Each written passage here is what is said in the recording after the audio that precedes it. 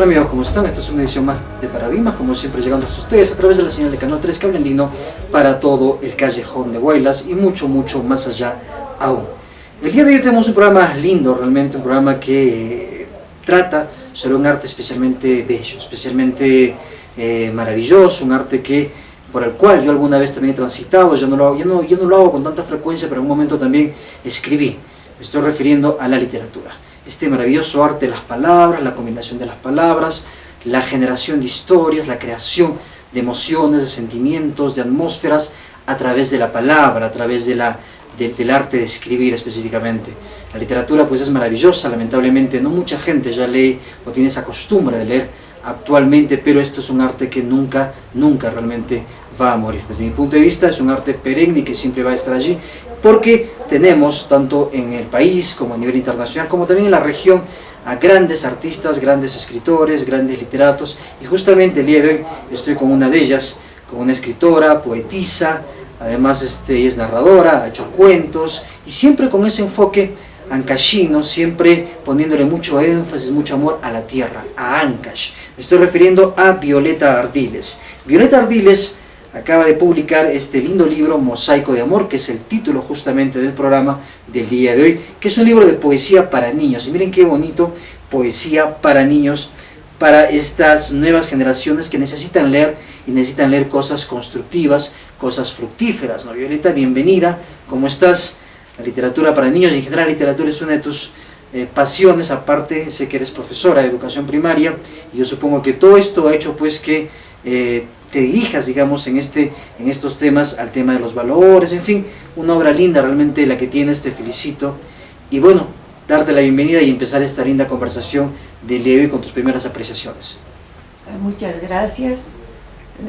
Como ya dijiste, la literatura es algo apasionante, un arte que en algún momento todos lo hemos ejercido, sea así, como quien dice, de refilón, o sea que cuando uno se mete realmente a hacer literatura, sea esta para toda edad, o sea para niños, como es mi caso. Claro, yo te comentaba esto porque yo en un momento también te conté en alguna reunión antes que tuvimos, hice literatura, yo hacía cuentos de vacía porque el trabajo me ha absorbido un poco y yo no escribo mucho, pero por Dios, o sea, es una cosa tan preciosa sumergirse en un papel con un lapicero, con un lápiz y empezar a entrar a otro mundo, ¿verdad, Violeta? Es. Desarrollar el mundo de la imaginación, la creatividad, que es lo que hace que la gente crezca, ¿no? Que no pierda la ilusión, que no pierda sus valores, que mantenga siempre la mente alerta y que, bueno, pues no nos automaticemos. Y eso es importante, porque la lectura y la literatura en general hace que el ser humano siga imaginando, a diferencia de la televisión, ¿no? Efectivamente, porque en la televisión ya está la cosa lista ahí, para mirarlo, para que el niño lo mire, ya ni imagina. Pero cuando uno cuenta un cuento, el niño está imaginando, y cada una de las personas va imaginando de modo distinto. Cada cual de su percepción, cada uno, ¿no? va percibiendo distinto y va creando, ¿no? Esa es la riqueza de leer, esa es la riqueza de contar, no ya verlo listo, que es bonito también, ¿no? Pero hay que practicar de todo. Claro, porque es importante la lectura. Tú eres profesora de educación primaria, además de ser poetisa y narradora, y sabes de hecho que lo importante que es la lectura en comparación con, digamos, la televisión u otras tecnologías que son básicamente pasivas, ¿no? Efectivamente, una de las razones por la que yo empiezo a publicar los libros, a pesar de que yo escribo pues desde mi niñez, pero publicar lo hago después cuando ceso, ¿no? Después de cesar. ¿Por qué lo hago? Porque veo que los niños no leen. ¿Por qué? Porque no leen sus padres y no leen sus profesores. Y exigimos al niño que lea. Si no hay un espejo donde mirarse, ¿de dónde ese niño puede sacar el hábito de leer? Claro, porque tiene que ver sus ejemplos, ¿no? Tiene que ver a alguien. Alguien lee en casa, pues va a ver, el niño ve y por supuesto que va a leer. De padres lectores, hijos lectores, de padres honestos, hijos honestos. Mire cómo es el espejo, donde se ven nuestros hijos. Claro, así es, pues, o sea, digamos, El padre es el principal modelo y ejemplo para el hijo. Por supuesto, los padres, Padre, digamos, padre y madre. todas las personas mayores que están en casa ya somos un modelo para los más pequeños. Ellos nos van a copiar, a la larga o a la corta, todo lo que hacemos van a copiar nuestros hijos, nuestros pequeños. Tú empezaste a escribir, Violeta, permíteme que tú te... No, perfectamente, me encanta. Tú empezaste a escribir temprana, o sea, digamos jovencita, muy joven. Muy niña. Yo empecé a escribir cuando aprendí a escribir, que antes aprendíamos a escribir pues a los 6, 7, 8 años. No había inicial, había transición, que era como inicial. Y entrábamos pues, de 6, 7, 8 años a transición, luego recién venía el primer año. Claro, entonces cuando yo aprendo a escribir, aprendo a leer, me gustó y escribía sin saber que eso era poesía. A mí me ayudó mucho y se lo agradezco a mi padre que está en los cielos. Mi padre tenía una biblioteca, era agricultor mi padre, yo soy de Pampas Grande, pero era un hombre cultísimo, un hombre tan culto que yo jamás pude pararle una conversación decente a mi padre, porque me daba en sueño. Entonces él tenía una biblioteca que ya mis hermanos mayores, porque yo soy la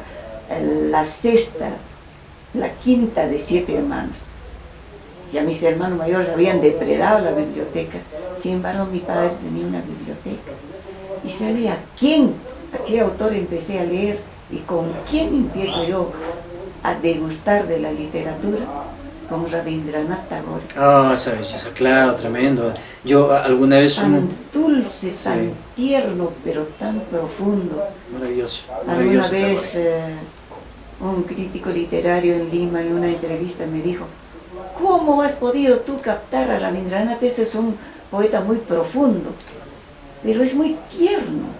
Y cuando uno es niño está tan abierto a recibir todo.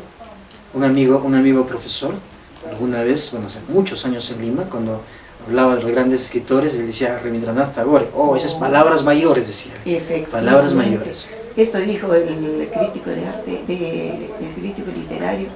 Me dijo: ¿y cómo así? Sí, yo leía eso. Ni siquiera sabía quién era, ni qué era. Era yo una niña. Y empiezo a escribir, sin saber que eso era poesía. Antes no teníamos orientación, como ahora tienen, por ejemplo, nuestros niños en los colegios.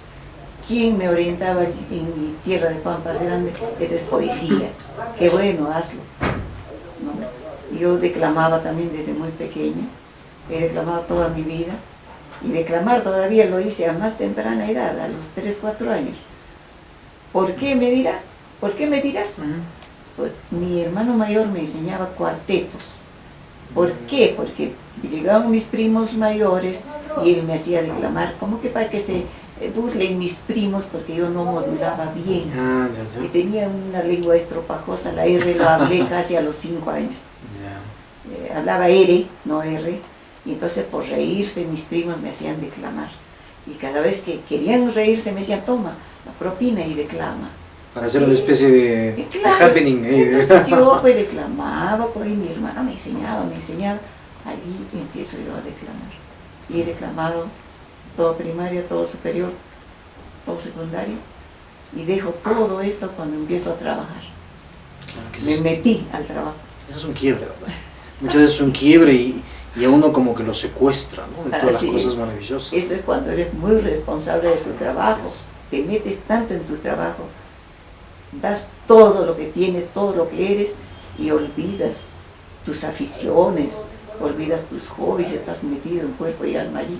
Eso fue lo que me pasó. Claro, uno olvida aquello que más bien lo hace, digamos, rico en experiencias y de alguna forma lo hace la vida tan especial, ¿no? Como es el arte, la poesía, la literatura, ¿no? Claro, que uno se mete en el trabajo, ahí está, tú estás dejando tu yocito, el que escribía, ¿no? Yo estoy aportando un ratito pero más. ahí está, va a salir en cualquier momento y te va a decir: y te olvidas de mí. Y vas a agarrar tu lapicero y vas a escribir sin parar. Claro. Eso va a ser así. Eso se guarda nomás un tiempito. Pero siempre sale, ¿no? Porque siempre está hincando, siempre está hincando. Es algo tuyo que está hincando, como dices, dice, ya no voy a hacer, no, ya no, esto es lo último. Pasa un tiempo, estás, no, pues ya empiezas. Pero es que es parte de la propia naturaleza, ¿no? Y cuando uno obedece a la propia naturaleza, realmente uno es feliz. Mis amigos, estamos conversando con Violeta Ardiles. Mosaico de Amor es el tema el título del tema que nos convoca el día de hoy, sobre la poesía, literatura y toda esta linda obra que ella ha hecho, hace y todavía continúa haciendo, y que está presentando, digamos, este último libro, Mosaico de Amor, está presentándolo por estos días. Lindísimo, realmente, poesía para niños. Vamos a continuar conversando con Violeta en unos momentos, pero vamos primero a una brevísima pausa comercial.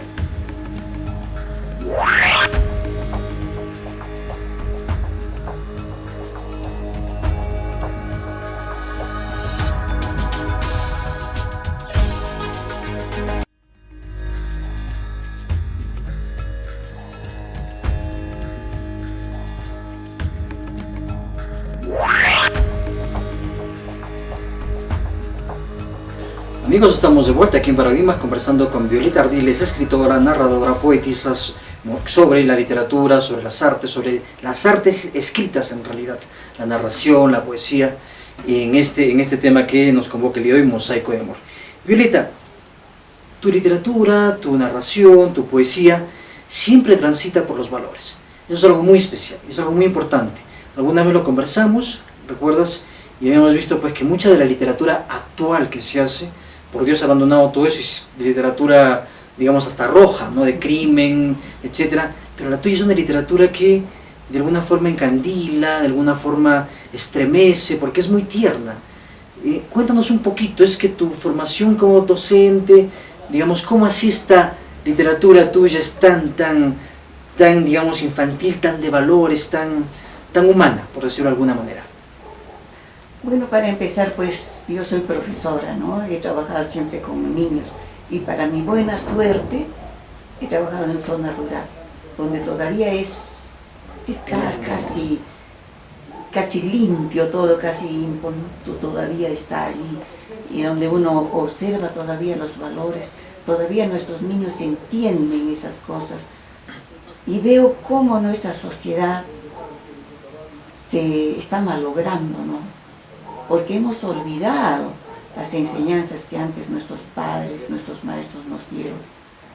Entonces yo quiero rescatar esos valores y darle a los niños así amenamente, tiernamente, dosificadamente, como para que ellos lo entiendan y lo practiquen.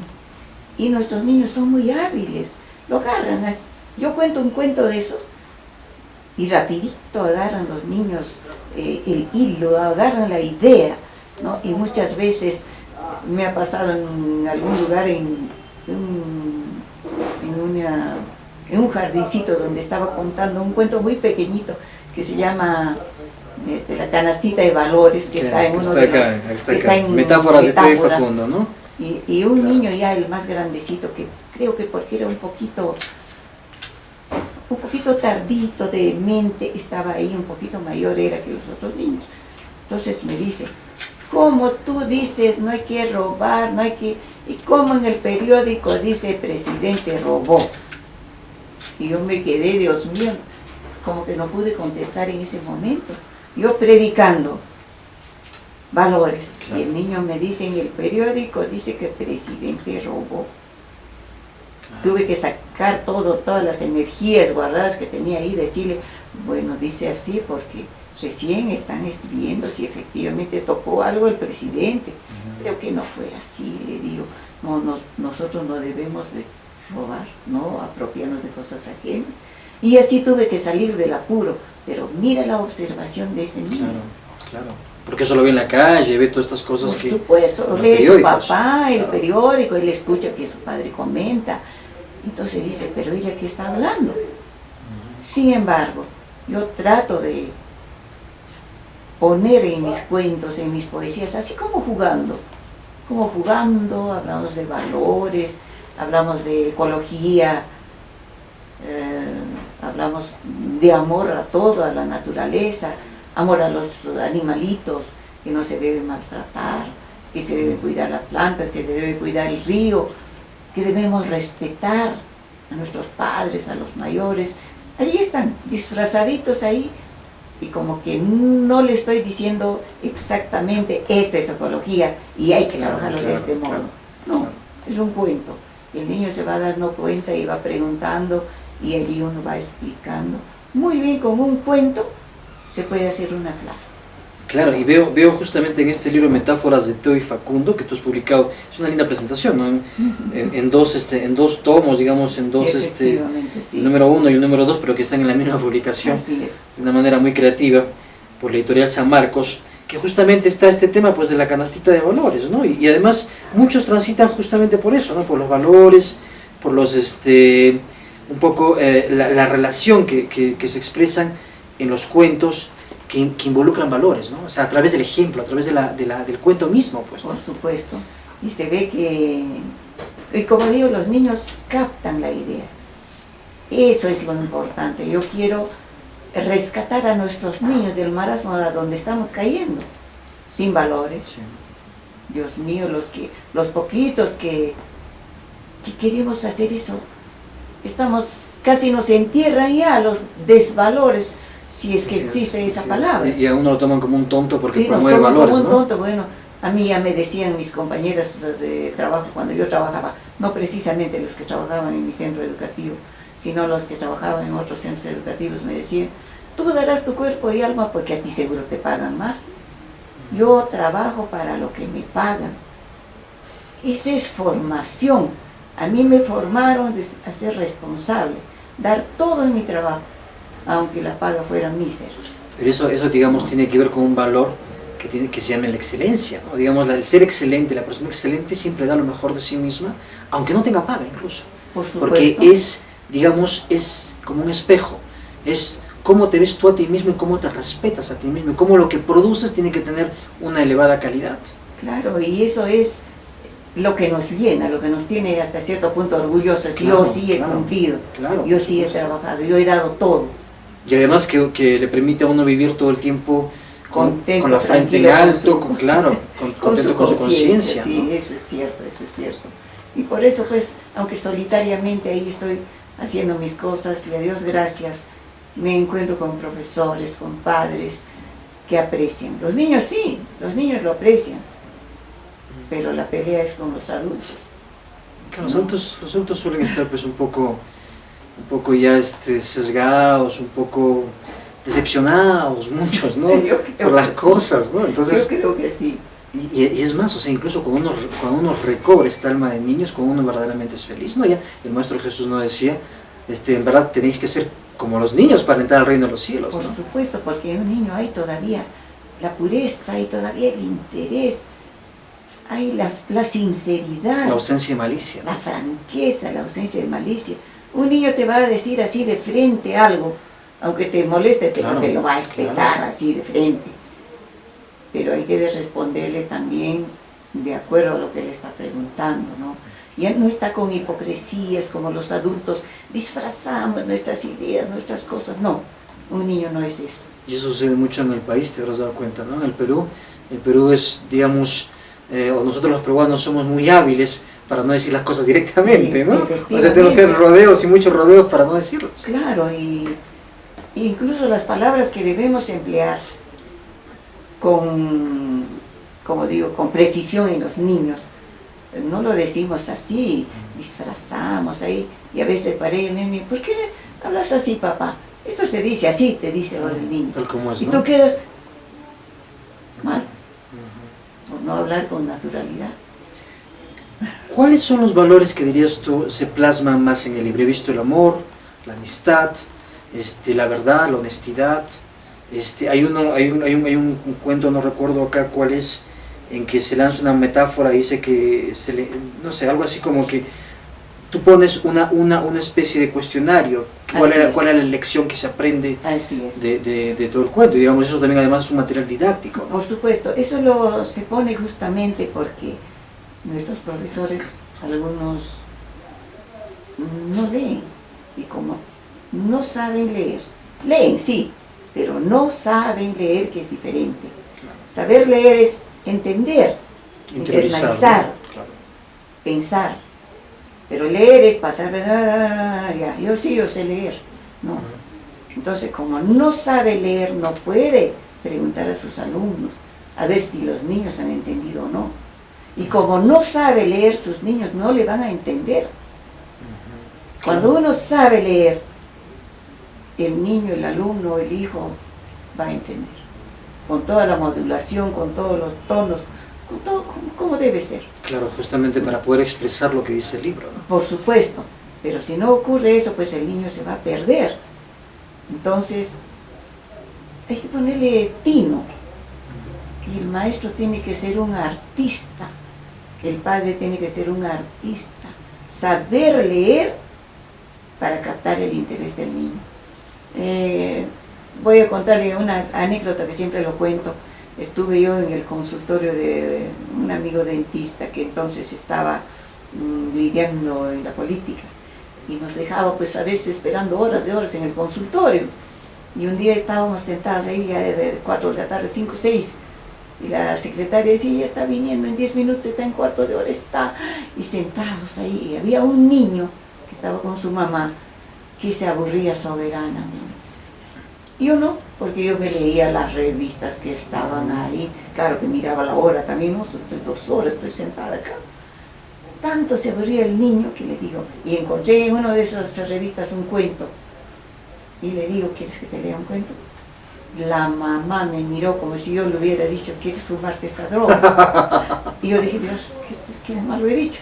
Pero al niño me miró, me dio la espalda, y yo leí el cuento. Y esto, era pequeño el cuento. Cuando yo iba avanzando, el niño un poquito había girado. Pero por segunda vez le digo, ya el niño un poquito ya estaba casi mirándome, porque casi me estaba dando la espalda. Fuiste captando la y atención. leo por tercera vez, y el niño ya me miraba. Claro. ¿Le gustaba? Claro. Ni siquiera me habló, me dijo, ¿entendiste algo? Y mira, ¿No? mira qué importante además en este caso, tú haces una acción que debiera educarlo a la madre, ¿no? Educar a él en esto. Claro. ¿No? Vamos a ir a una breve pausa comercial. Violeta, vamos a continuar conversando estas experiencias bonitas contigo. Estamos con Violeta Ardiles conversando sobre literatura. Mosaico de Amor es el tema que nos convoca. Volvemos luego de una breve pausa comercial.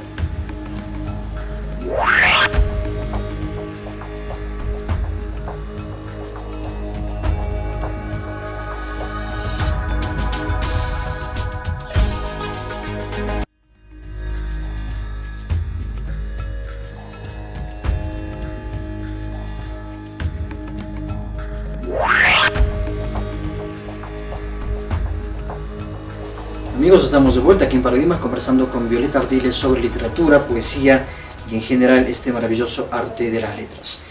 Violeta, estábamos hablando de esta anécdota del niño y lo importante que debiera haber sido la madre, porque la madre debería ser, o el padre en todo caso, quien dé el ejemplo y sea el que lea al niño, ¿no? Porque al leerle al niño yo lo veo, a mí me encanta, por ejemplo, lo que hace mi esposa lee todas las noches un cuento a mis hijos y o les cuento, o si no lo lee, les cuenta por lo menos, claro. Y mis niños están pues ahí, los dos totalmente obnubilados, atentos, enamorados, digamos, de esa historia, ¿no? Y duermen tranquilos con un cuento bonito.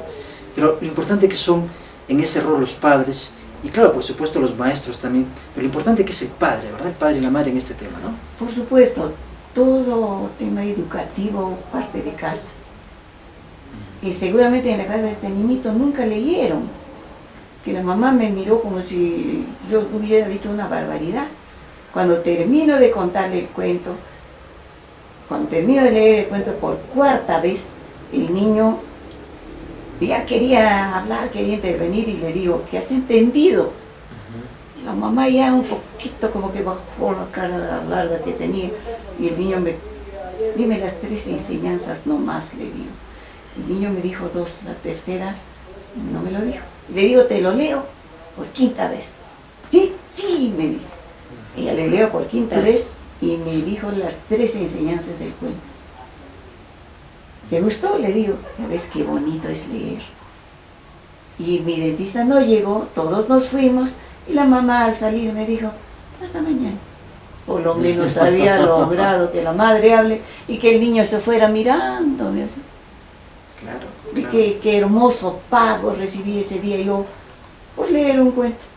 Claro, porque y mira, Esto también tiene que ver con el tema de cómo aprovechamos el tiempo, ¿no? Porque a veces, digamos, vamos a un sitio y nos damos cuenta que, entre comillas, perdemos nuestro tiempo, pero no es básicamente la percepción, el punto de vista, ¿no? Si uno dice, no, aprovechar el tiempo en cosas más constructivas se puede aprovechar muy bien. Por supuesto, y esto no ocurre, pues en otros lugares no ocurre. Yo estuve el 97, me invitaron a Colombia a un encuentro de contadores de historias y leyendas, y justo esto viene al caso. Y yo llegué, yo para entonces no contaba, ¿no? Entonces yo dije, seguramente voy a leer historias, me escogí mis cuentos peruanos, tradiciones peruanas que iba a leer, pero cuando llegué me di con que teníamos que contar así. ¿Dónde se cuenta? En los bancos donde la gente hace cola. ¿Dónde se cuenta? En los hospitales donde la gente está esperando desesperada que salga el médico. ¿Dónde se cuenta? En las calles donde se junta gente. Y en los colegios, en los asilos, en las universidades, nos distribuían ahí a los contadores para ir. ¿Qué especialidad tienen? ¿En qué edades? Yo dije de 6 años para arriba, pero el primer día me mandaron a inicial y yo no trabajaba con niños tan chicos. Tuve que crear, improvisar. Gracias a Dios el ser maestra me ayudó mucho. Claro. Salí perfectamente, muy bien librada del evento, y otros días estuve participando con gente adulta. Y mira, cómo no se pierde el tiempo en el banco, en la cola. Todos están atentos, y otra vez después que ya les atendieron en el banco, se quedan en la puerta escuchando que uno termine de contar. Pero mira qué bonito, porque Colombia tiene unas cosas así lindas, realmente. Es un país hermoso. Excelente, qué gente tan culta. Escuchan Cultas, a los contadores en una esquina de una calle transitada, todo el mundo se para y hace ahí un corro, y el contador pues entusiasmado con es un pueblo muy culto, ¿no? El pueblo colombiano. Entonces, realmente. Yo cuando quisiera hacer esto acá, pero yo empecé a contar cuentos, cuando volví de allá me empecé a hacer eso, contar. Todo el mundo me miraba como si yo estuviera haciendo una barbaridad. Pues ya todo el mundo se habituó y ya todo el mundo quería contar los cuentos, ¿no? Hay una producción editorial muy importante también en Colombia, ¿no? Una producción editorial, una producción cultural. Uy, ¿no? Dios, ahí da gusto. Sí, sí. Y como es desde niñitos. Yo entré al jardincito a contar y fui con otra guaracina más y le digo, ¿qué voy a decir? Yo no trabajo con niños pequeños, y en mi currículum he puesto que no trabajo con niños chiquitos, y ya estaba allí. Entonces, entré, dije, Dios, ¿ahora qué voy a decir? Y todavía, para mi buena o mala suerte, niños de clase alta, ¿no? Entré y los niños me vieron y se sentaron en posición de yoga en el piso, todos, como estaban habituados a escuchar. Claro. Ni una interrupción. Cuando terminó podían preguntarme, o sea, al medio del cuento también podían preguntarme de qué era, por ejemplo, la quinoa. Ellos no conocían, ¿no? Entonces yo estaba contando un cuento de Puno, entonces hablábamos de quinoa, y los niños preguntaron, ¿qué es quinoa? Y iba explicando, y la cebada, ¿y qué es cebada? Y iban preguntando, y yo les iba explicando al mismo tiempo que contaba, y fue un éxito, muy agradecida a Dios por haberme dado esa oportunidad de trabajar en Colombia. Tuvimos por ahí muy buen tiempo. Pero mira qué importante es, digamos, el rol en este caso del educador, de la escuela, de facilitar esos espacios, ¿no? Efectivamente, esa es una maravilla. Acá se sentará al niño, cállense niños, siéntense, no hagan bulla, y sigue la bulla. Pero allá no. Entré con los presentadores y los niños instantáneamente se sentaron en posición de yoga, que yo ni siquiera lo sé hacer, eso de que se sientan con sus piernitas así, todos sentaditos en el piso alfombrado. ¿Qué ha pasado entonces, desde tu perspectiva de educadora, de profesora, con este abandono, en todo caso, de la lectura, este abandono de la narración, este abandono de esta relación especial que debería haber entre docente y alumno? ¿Qué ha sucedido? ¿Se ha masificado la educación? ¿Qué ha pasado, Violeta? Yo creo que hay un quiebre negativo muy grande desde la preparación de los docentes. Cuando yo entré a la Escuela Normal Mercedes Indacochea, ya tenía varios años, nos enseñaban hasta el modo de sentarnos. Entrábamos a una entrevista personal y todo lo demás. Teníamos que saber cómo sentarnos, cómo mover las manos, cómo pararnos frente a los alumnos, y en casa también. En casa nuestros padres nos educaban cómo manejarnos. Entonces, yo vi que después de la reforma educativa, después del terremoto, aunque ya venía esto arrastrándose un poco, ¿no? Viene todo un desbalance. La reforma educativa fue a mi juicio, un excelente programa, pero estuvimos mal preparados los maestros. Okay. No estaban listos entonces. No estábamos listos. ¿Y cómo esa reforma educativa triunfa en los países centroamericanos y no en nuestro país? Ahí, en esa etapa, por ejemplo, se rompe mucho la disciplina. Por ejemplo, el alumno te podía decir, oye, sordo Juan, si eras sordito, o te podía decir cojo Manuel, si eras cojito. Pero esos son desvalores. Claro. No podemos insultar ni a un niño ni a un adulto, porque nadie busca la enfermedad. Nadie busca ser cojito, ser manguito, ser cieguito. Además, eso solamente son aspectos diferenciales, ¿no? Por Es supuesto. únicamente eso. Entonces, ahí en la reforma educativa, eso empezó a cambiar. Y luego se multiplicaron los centros de preparación de docentes. Ese fue un problema también, creo. Fue un problema muy grande. Porque la calidad decayó, ¿no? La calidad decayó. Claro. Y salían profesores por doquier de todas partes, sí. sin una preparación. Entonces, por ahí fuimos cayendo. Encima, no hay continuación de los programas educativos, los programas de salud, tienen de ser todos a largo plazo.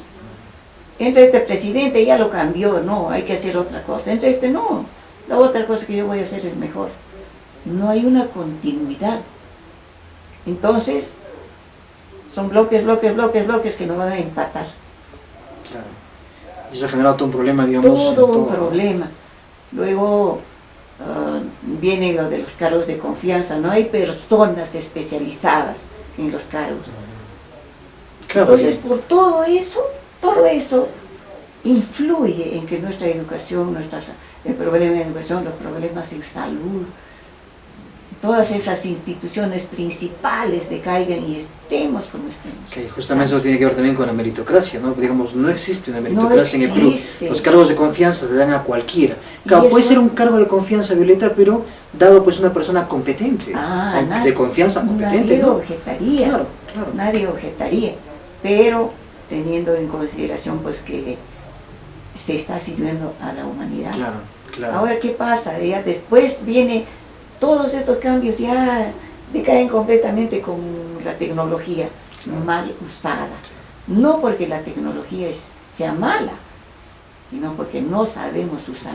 Internet sirve para que nuestros niños se pierdan buscando ahí cosas, viendo cosas. Y vamos a hablar justamente ese tema de la modernidad, un poco estas temáticas, además en los libros, en la tecnología, y cómo se va expresando también en las artes y en la literatura, Violeta, pero vamos a hacerlo luego de una pausa comercial, amigos, a la cual entramos a continuación.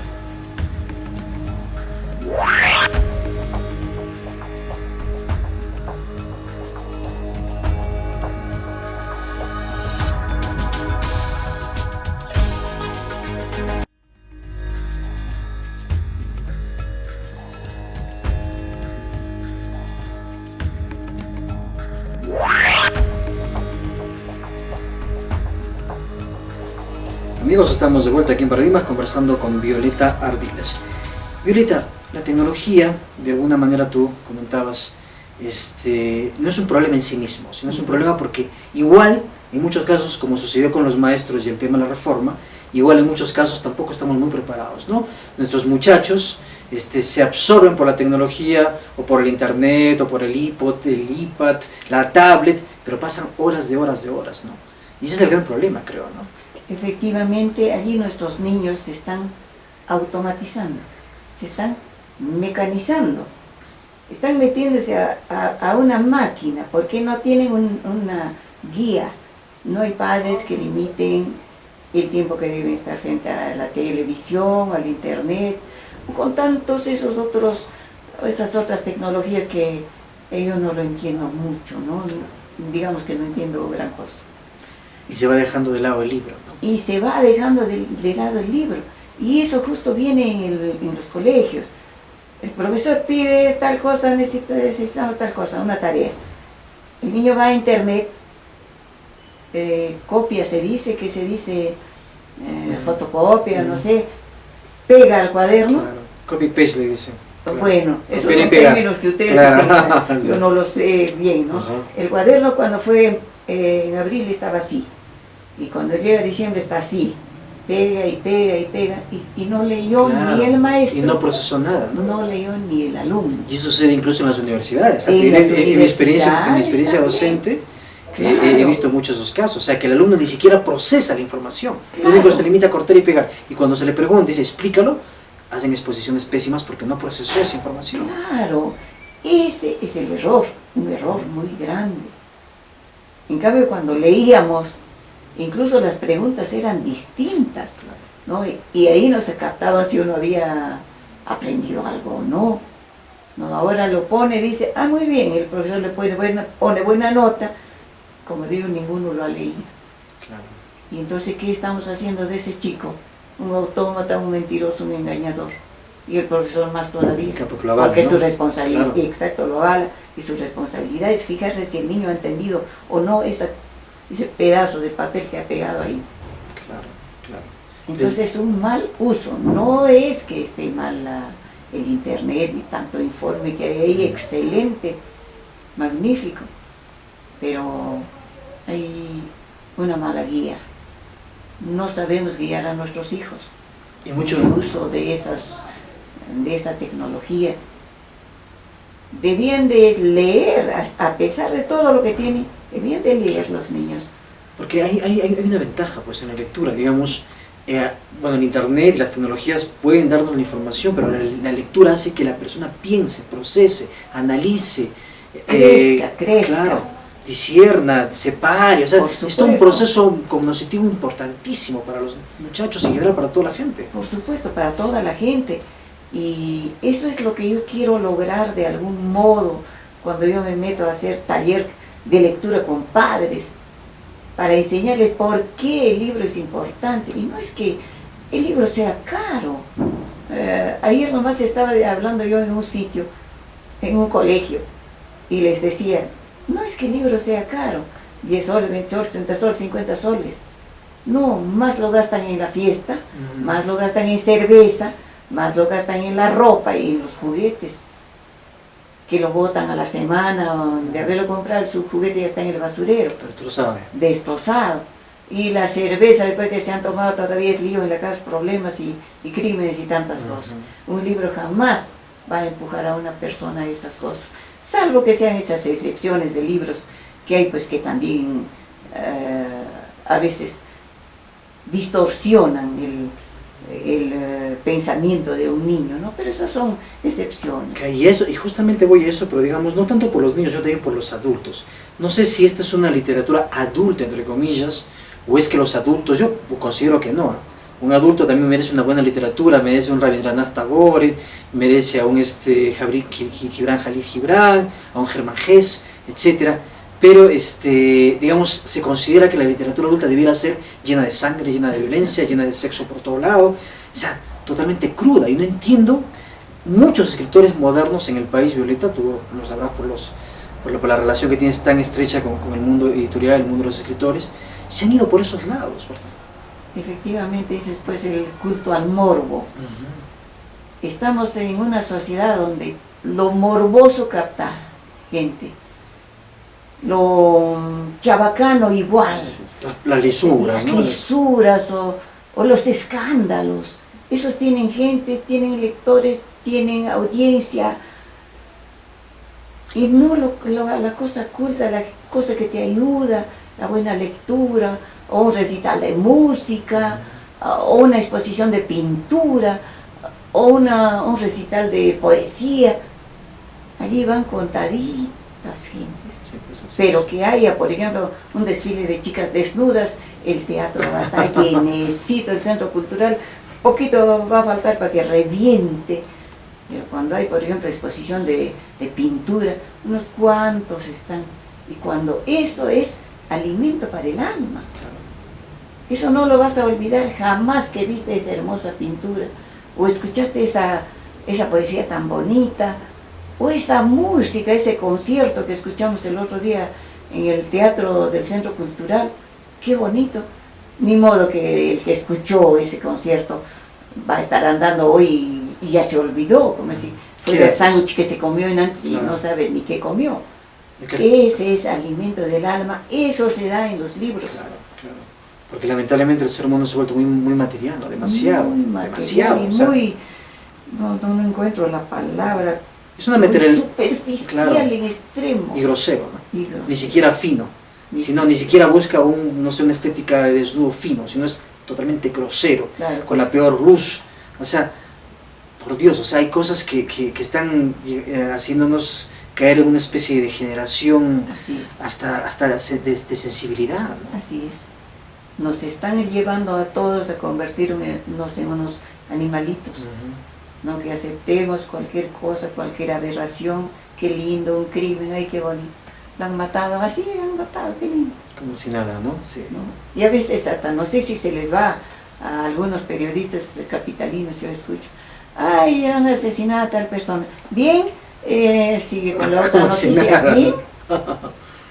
No, creo que nos estamos deshumanizando completamente y eso hay que tratar de evitarlo. Hay que poner nuestro granito de arena. Claro, por supuesto, para hacer algo, ¿no? Digamos... Y por eso hay que trabajar en los niños. No hay otra salida. De arriba para abajo no vamos a cambiar nada.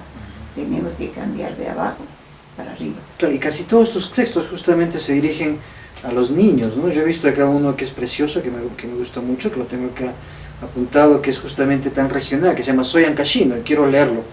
Dice: quisiera ser recuaino, portero de tanta belleza, orgulloso de ser andino, amoroso y bravo con certeza. Quisiera ser guaracino, ave de fénix moderno, héroe y mártir del destino y de la hermandad, testigo eterno. O bien podría ser de Carhuaz, alegre hijo del bello Hualcán, cálido como sus aguas y su gente de bella faz, o libre como el viento y ardiente como volcán. Quisiera ser yungaíno, hijo inmortal del Huascarán, y de sus ríos cristalinos levantarme fiero cual huracán. Quisiera ser caracino, dulce manjar, bellas flores, ser el parón diamantino, testigo de mil amores. Pero no, qué gozo, qué orgullo, soy ancashino como el río Santa, milenario como el chavín que encanta, y tierno, inocente, cual de la paloma el arrullo. Como el coloso Huascarán soy ancashino, como el rico mar chimbotano soy ancashino, hijo de aluviones y terremotos soy ancashino, hijo de truenos y granizos soy ancashino. Realmente qué lindo poema, Violeta, y esto es algo que anoté y quería de todas maneras expresarlo en la televisión, porque también, aparte de los valores, tú pones un foco muy fuerte en la tierra, en nuestra región, en nuestro Ancash, en nuestro Huaraz, en el Callejón de Guaylas, ¿no? Así es, hay que enseñar a los niños a amar lo que está cerca, a amar su entorno, a amar su tierra, claro, su casa, claro, su río, sus riquezas, sus animalitos, su vicuño, su cóndor, sus pececitos, su molle, su eucalipto. Cuando el niño conoce lo que tiene alrededor, lo va a amar. Claro. A través del conocimiento, ¿no? Por supuesto, ¿cómo amar algo que uno no conoce? Exactamente. Luego le hablas de su Perú, que es de sus héroes, y vas agrandando su ambiente. Luego le hablas de su Amazonas, de su América, y el niño va a amar el mundo, claro, por supuesto, va a amar la naturaleza. Y siempre por conocimiento. Vamos, amigos, a una breve pausa comercial y volvemos ya con nuestro último bloque de paradigmas, conversando con Violeta Ardiles. Vamos entonces a una breve pausa y retornamos a continuación.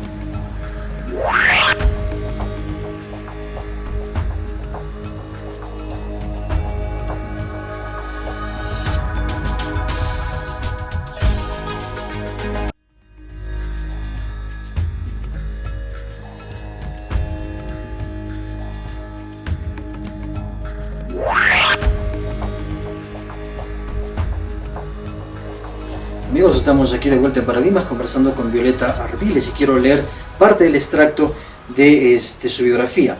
Nació en Pampas Grande, provincia de Huaraz, departamento de Ancash, Perú. Profesora de educación primaria, ha escrito varios libros, entre ellos Cuentos telúricos, Destellos poéticos, Con alma de niños, que es poesía para niños, Flor de cactus, Los cuentos de Suya, Metáforas de Teo y Facundo, Caramelito de limón, Mosaico de amor, y además 2 discos compactos contando cuentos y poesía para niños. Hay una serie de medallas de la ciudad de Carhuaz, de la ciudad de Huaraz, la medalla de Atzigea, la medalla José María Arguedas del Consejo Nacional de Todas las Sangres, el Premio Regional de Cultura, y una serie de diplomas y premios pues que reflejan toda la linda trayectoria que ha tenido y que tiene en el quehacer literario. Violeta, ¿qué recomendarías, qué, digamos, sugerencias darías a los padres y a los docentes para incentivar un poco este hábito que no debe perderse, que es el hábito de la lectura? Para mí la lectura es elemental, es fundamental. Nuestros padres sabían más que nosotros, mucho más de lo que leían que de lo que habían estudiado. Hay que rescatar eso de los niños, para nuestros niños. Y acá tienen que trabajar los padres y los maestros. Juntos, que ¿no? hagan un esfuerzo de llevar, por ejemplo, a los niños a eventos como de un recital de cuentos. El viernes yo estoy presentando este libro precisamente, Mosaico de Amor, donde niños van a declamar el contenido de ese libro, Qué bonito. ¿no? Y hay que llevar a niños a eventos así. Deben comprarle los padres, no mis libros, como decía ayer en un colegio. Yo no hago propaganda para que me compren los libros. Gracias a Dios, mis libros se leen. Que compre cualquier libro bonito que tenga humor. La literatura, una de sus condiciones, una de sus valores es que deben entrar con humor, con alegría. Claro, debe ser positiva, Debe ser constructiva, positivo, ¿no? y debe hacerlo así como jugando, como que uno dice ecología, está entrando a ser un tema ecológico, así como que de soslayo, pero va tocando el tema. Entonces los padres compren esos libros para sus niños y lean con él, que saquen un tiempito no sé de dónde. Siempre es posible. Siempre es posible. Siempre es posible. ¿No? Un cuentito en la noche. ¿Yo qué hacía con mis hijos? Mis hijos han leído muy tiernos, dos años y medio estaban leyendo. ¿Qué compraba? Habían unos cuentos argentinos, de edición argentina, de Carten, unos cuentos unas hojas gruesas, lavables. Y yo compré ese libro para mi hijo mayor. Yo les leía el cuento y lo dejaba sin final. Ah, eso es claro, sí, ¿No? esa Entonces yo técnica hacía, linda. Sí. leía, lo dejaba. ¿Y cómo termina, mamá? Y eso lo vamos a leer cuando aprendan a leer, ¿ya? Quedaba la espinita de cómo había terminado Pulgarcito. Yo supe de una anécdota, No. que la leí en un libro que le decía, el abuelito le contaba los cuentos y se quedaba sin final. Y le decía, y ahora, abuelito, cuéntame el cuento. No, eso lo encuentras tú en el libro. Anda, busca el libro, ahí Y está yo el les final. hacía eso. Y cuando aprendieron ellos a leer, ya corrían y buscaban cómo terminaba ese cuento. ¿No? Esa es una técnica. Hacerles eso, o jugar, improvisar. Por ejemplo, el padre agarrará cuentos cortos, por eso yo los dosifico en esos libros. Los cuentos son de unas páginas, ¿no? Para que no se aburran, ni el padre ni el niño. Yo también me aburro cuando Claro, es muy sí. larga la novela. Yo también me aburro. Y habré muchos libros, tengo ahí que habré llegado a la página 80, a la página 150 y nunca más lo he vuelto a leer. Violeta, quiero agradecerte mucho, el tiempo nos ha ganado en esta linda conversación. Ya hemos tenido oportunidad de conversar antes en una cafetería, estas conversaciones maravillosas siempre contigo. Y quiero, digamos, pedirte ya tus últimas reflexiones, tus palabras finales, antes de cerrar el programa el día de hoy. Bueno, solamente rogar a los padres a que lean con sus niños, que les miren su cuentito, su dibujito, que lo halaguen, que es bonito, que hagan que ellos cuenten, que creen, que imaginen algo sobre cosas de su entorno. El padre va a salir un gran contador y de repente de aquí a un tiempo sale escribiendo un libro incluso. Claro, así es, ¿No? así es. Entonces hay que dar, y a nuestros maestros, un ruego especial. Los profesores están formando seres humanos, son los que nos van a gobernar y posiblemente sean los que nos van a salvar, porque Sí, nosotros es muy estamos yendo en declive. Así es. Entonces hay que dar cuerpo, alma, vida por esos niños. Hay que apostar por las nuevas generaciones, en verdad que son Hay que quienes nos apostar. van a sacar de esto, ¿no? Es Realmente. eso el mensaje, y agradecerte infinitamente este programa. Qué bueno que haya alguien que haga un programa cultural, porque la cultura no tiene apoyo. Los que hacemos estas cosas trabajamos con nuestro propio peculio y todo pierde, solamente dictado por el corazón y por el cerebro. Pero con muchas ganancias personales, y muchas Personal, ganancias satisfacción interiores. de que alguien nos lea, alguien nos escuche, solamente esa satisfacción, ese es el pago. Los invito nuevamente a acompañarme en la presentación de Mosaico de Amor. Yo sé que lo van a gozar porque trabajar con niños siempre es alentador, siempre es bueno. En el Centro Cultural voy a estar muy contenta y me voy a sentir muy pagada, bastante pagada, por el sacrificio que hago de dilapidar la fortunita que me dejó mi madre en esos libros, una cosa que no lo recupero jamás. Bien, muchas gracias Violeta, gracias por estas lindas palabras finales. Amigos, con nosotros nada más, solamente agradecer nuevamente a Violeta y por supuesto agradecer al equipo de producción que siempre nos acompaña todas las semanas, haciendo que Paradigmas llegue hasta sus hogares semana tras semana. Recordarles el correo electrónico de Paradigmas, paradigmastv@gmail.com. Nada más para nosotros, y será pues hasta un siguiente programa, como siempre con un siguiente tema, como suelen ser los temas siempre interesantes de Paradigmas. Entonces amigos, y muchas gracias por su teleaudiencia.